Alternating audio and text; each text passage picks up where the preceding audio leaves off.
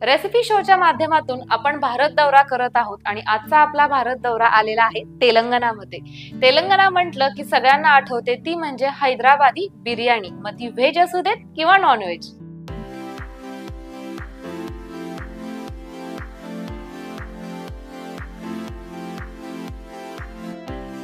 आता ज्या काही व्हिडिओ क्लिप्स तुम्ही पाहिल्या त्याच्यामध्ये तर बिर्याणीचा व्हिडिओ नव्हताच, मग तुम्हाला असं वाटलं असेल हिनं काय करतेय, तर आज आपण करत आहोत बिर्याणी सोबत खाल्लं जाणारं सलान, मिर्च का सलान। मग ते तुमची व्हेज बिर्याणी असू देत किंवा नॉन व्हेज बिर्याणी असू देत, त्याची चव याच पदार्थामुळे वाढली जाते। बिर्याणी तुम्ही बऱ्याच वेळा ट्राय केली असेल, आज आपण करणार आहोत हैदराबादी मिर्च का सलान। चला तर मग रेसिपीला सुरुवात करूया।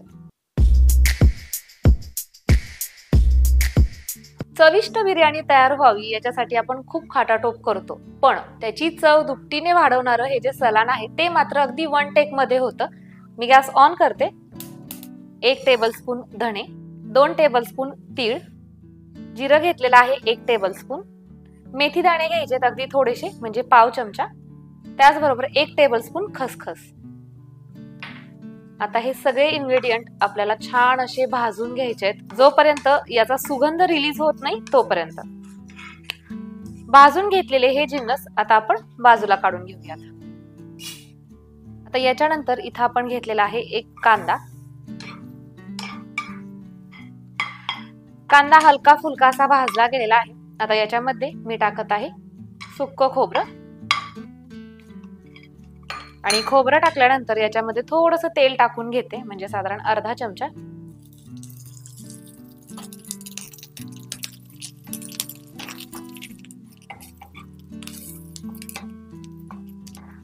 कांदा आणि खोबरं भाजलं गेलेलं आहे, बाजूला काढून घेऊया। आणि या सगळ्या पदार्थांमध्येच आपण टाकणार आहोत भाजून घेतलेले शेंगदाणे। आणि कांदा खोबरं थंड झाल्यानंतर आवश्यकतेनुसार आपल्याला याच्यामध्ये थोडंसं पाणी ऍड करायचंय आणि मिक्सरला एकदम छान असं हे वाटून घ्यायचंय। कढईमध्ये 2 ते 3 चमचे तेल टाकून घ्यायचंय। आणि हे सलान करण्यासाठी आपल्याला अशा पद्धतीची थोडीशी लांब आणि थोडीशी जाड अशा पद्धतीची मिरची लागते। आणि या मिरचीचं अशा पद्धतीने मी पोट फाडलेले, आणि जर मिरचीच्या आतमध्ये थोड्याशा जास्त बिया असतील तर त्या तुम्ही काढू शकता। आता ह्या आपल्याला तेलामध्ये भाजून घ्यायच्यात किंवा हलक्या फुलक्या अशा शिजवून घ्यायच्यात म्हटलं तरीही चालेल।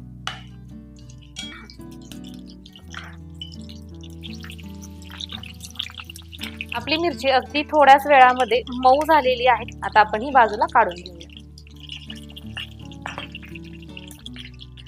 कढईमध्ये आपण तेल गरम होण्यासाठी ठेवलेलं आहे, मगाचं शिल्लक राहिलेलं थोडंसं, आणि मी त्याच्यामध्ये अर्धा 1 चमचा परत टाकलेले। तेलाचं प्रमाण तुम्ही तुमच्या आवडीनुसार ठरवू शकता। आता याच्यामध्ये आपल्याला टाकायचं 1 छोटा चमचा मोहरी, 1 छोटा चमचा जिरं, 1 मोठा चमचा भरून आलं लसूण आणि कोथिंबीरची पेस्ट। आलं लसूण व्यवस्थित असं तळसलं गेलेलं आहे। आता याच्यामध्ये आपल्याला टाकायचं हे वाटण, जे आता आपण वाटून घेतलेलं आहे। तुम्ही बघू शकता एकदम छान बारीक असं हे मी वाटून घेतलेलं आहे। आता हे वाटण याच्यामध्ये टाकल्यानंतर ते छान अशा पद्धतीने आपल्याला शिजवून घ्यायचंय। वाटीत पाणी घेतलेले आणि पाण्यामध्ये 1 लिंबाच्या आकाराची एवढी गोळी होईल अशी चिंच घेतलेली होती, आणि ही चिंच साधारण 15 ते 20 मिनिट झालं अशीच भिजत ठेवलेली होती।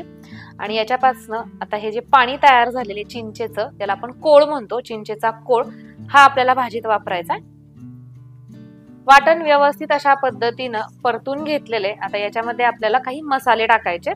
हळद टाकतोय पाव चमचा, धणेपूड, इथे हा छोटा चमचा आहे तर त्याच्यामुळे मी 2 चमचे टाकते। तुमचा चमचा जर मोठा असेल तर 1 मोठा चमचा टाकायचा।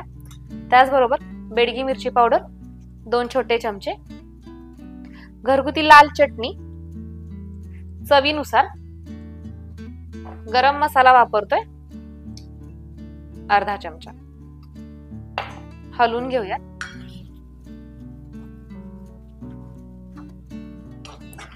वाटण छान अशा पद्धतीने परतलं गेलेले, मसाल्यांचा जो फ्लेवर आहे तो जाणवायला लागलेला आहे। आणि आता याच्यामध्ये आपल्याला पाणी ओतायचंय।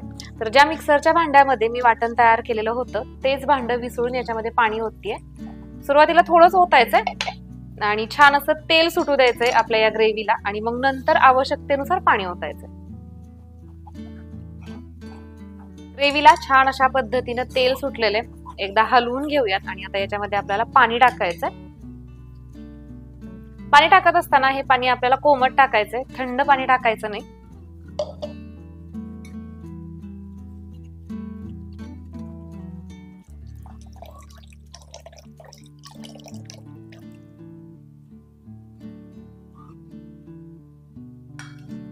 अर्धवट शिजवून घेतलेल्या या मिरच्या देखील याच्यामध्ये टाकून घ्यायच्या. सगळ्यात शेवटी चवीनुसार मीठ. आता याच्यामध्ये आपण मीठ तिखट सगळं टाकलेलं आहे आणि या सलांचं जे वैशिष्ट्य आहे ते आपल्याला याच्यात टाकायचंय, ते म्हणजे हा चिंचेचा कोळ. त्याचबरोबर इथं आपण घेतलेला आहे गूळ, एक मोठा चमचा याला तुम्ही म्हणू शकता एवढा हा गूळ आहे. तर ह्या दोन पदार्थांमुळे याची जी चव आहे ती थोडीशी वेगळ्या क्वालिटीची येते असं आपण म्हणू शकतो. आपण इकडे आपल्या इथं सुद्धा ही मिरची करतोच, पण आपल्या इथे जेव्हा आपण ही मिरची करतो त्यावेळेस त्याच्यामध्ये गूळ किंवा चिंचेचा कोळ टाकत नाही, त्याचबरोबर इतकं सगळं वाटण करत नाही. हलकं असं आपण शेंगदाण्याचं खोबऱ्याचं वाटण करतो आणि त्याच्यामध्ये ही मिरची सुक्की केली जाते जास्त तर आपल्या भागामध्ये. पण तिथल्या भागाचं जे वैशिष्ट्य आहे त्या वैशिष्ट्याबरोबर स्पेशली ही सर्व केली जाते म्हटल्यानंतर याची चव सुद्धा स्पेशलच असणार आहे. आता सगळं झालेलं आहे, पण याला शिजण्यासाठी थोडासा वेळ द्यायचा आहे आणि मी थोडंसं जास्त पाणी ओतलेले, तर ते पाणी सुद्धा थोडंसं आटू द्यायचंय. तर साधारण 10 ते 12 मिनिट आपण याला वेळ देऊयात.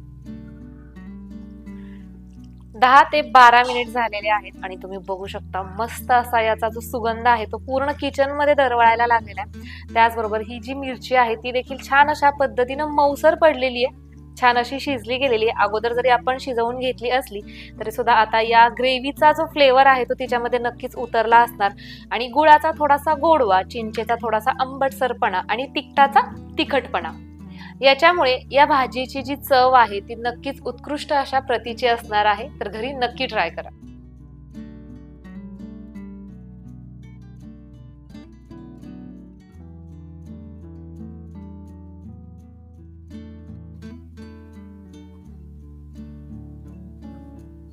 आज आपण तयार केलेली ही तेलंगणा स्पेशल रेसिपी तुम्हाला कशी वाटली, आणि कशी वाटली म्हणण्यापेक्षा ही घरी ट्राय करा आणि ट्राय केल्यानंतर कशी वाटली हे मला कमेंट करून सांगायला विसरू नका.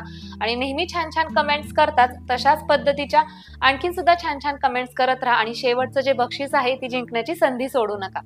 चला तर मग ठीक, उद्या रात्री 9 वाजता भेटूयात एका नवीन रेसिपी सोबत. तोपर्यंत बाय.